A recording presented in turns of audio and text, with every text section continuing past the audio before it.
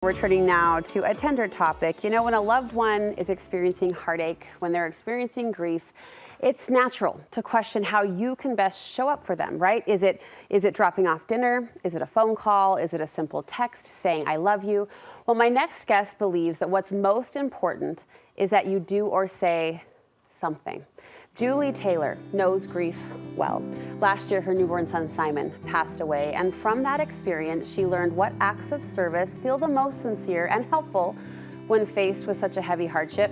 She joins me to share her personal insights in what I think is a very brave and bold mood. I admire you, sister. Thank you so much. Thank you, thank you.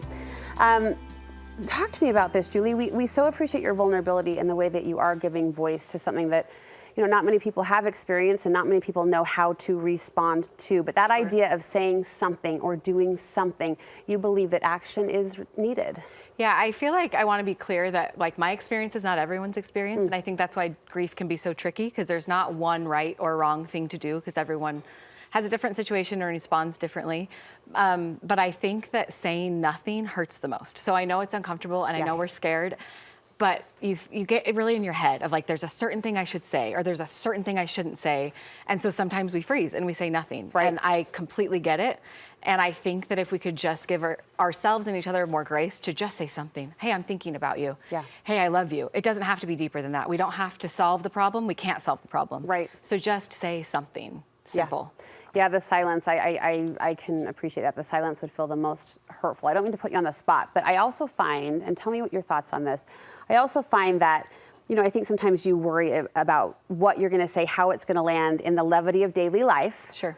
I find with friends who have been in the grief circle that they're kind of running deep all the time. And so do you find it's okay if you do want to go a little deeper to say something more thoughtful or more somber or more tender, even if we're in just a daily conversation? Of course. I feel like, again, speaking from my experience, I'm always there. Yeah. So it's never like, I'm doing great, and oh no, now you brought me down. You took me down. That's not how it is. That's kind of always where I am. So if that's where you're comfortable going, then great. And I might not respond with like, yes, I'm here with you. I might just say thanks so much, or not respond at all. But you don't need to as the offering friend. I don't think you need to manage that for the other person. Yeah.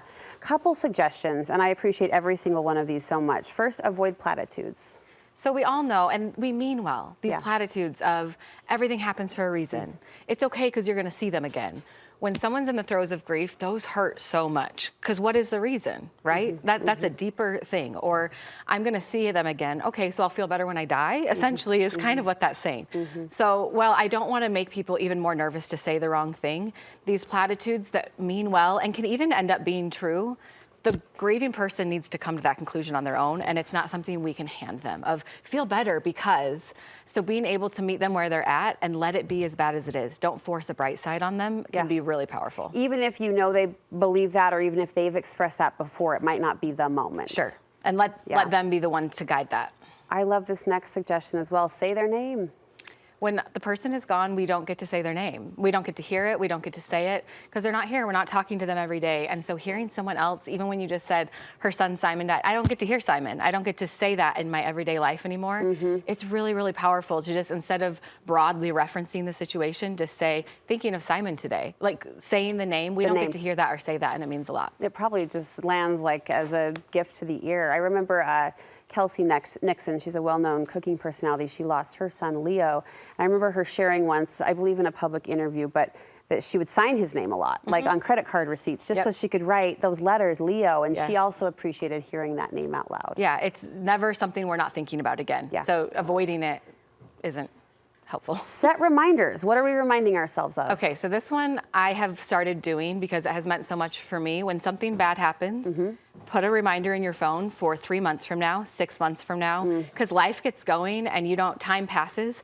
But when someone reaches out to me and says, Simon would have been 3 months today, I'm thinking about you, it means everything. Because you're thinking of Simon too. Because those anniversaries hit hard for us. So to have, and you don't need to do anything more than that, but just a quick reminder in your phone, you can go through your busy life and it just makes it easy to send a text and say, hey, today's hard, I love you. Did you appreciate when people showed up in the practical sense? Like the default is to send flowers, right? Which we do, and hopefully it's received and appreciated in that token or that gesture. But the practical things you say matter too. Yes, and we are going to jump to that in one of them of And any effort matters. That's why I don't even want to police it too much, because it's like the flowers matter, the texts matter, but we have the desire, I think, to show up in an emotionally supportive way, or the flowers, but logistics, handle the logistics. And I don't mean to jump ahead on our list, but handle those logistics. I know we want to be there in a certain way, but dropping off toilet paper, driving carpool, I had a friend shop for funeral clothes for my children. Those kinds of logistics, the world doesn't stop spinning, but our world stops spinning. So keeping things going is really, really hard. And so as much as we want to be the person that says the right thing and is there crying with the person, sometimes dropping off toilet paper, sending a DoorDash gift card, helping life continue to go on is everything. Yeah, be a box checker. Yes. I remember once, and this wasn't my idea, so I'm not taking any sort of gold star credit, but a neighbor invited me to come along and clean the home of a sister who was grieving, and a neighbor who was grieving, and I didn't know her well, and here I come with my toilet brush, But you almost blend in the background in the moment, which is fine, but months later was the text saying, I know you were there. I appreciate you were there. And so those logistics I can see would really be helpful. I had a sister-in-law show up, and she just kept watering my plants. Every day she'd stop by, like every 2 weeks, and suddenly, like 6 months later, it was like, all my plants are alive? That's crazy. And it was because she just showed up and did it, and I didn't even register it, but things like that just meant so much. You're encouraging people to not judge. Don't judge grief.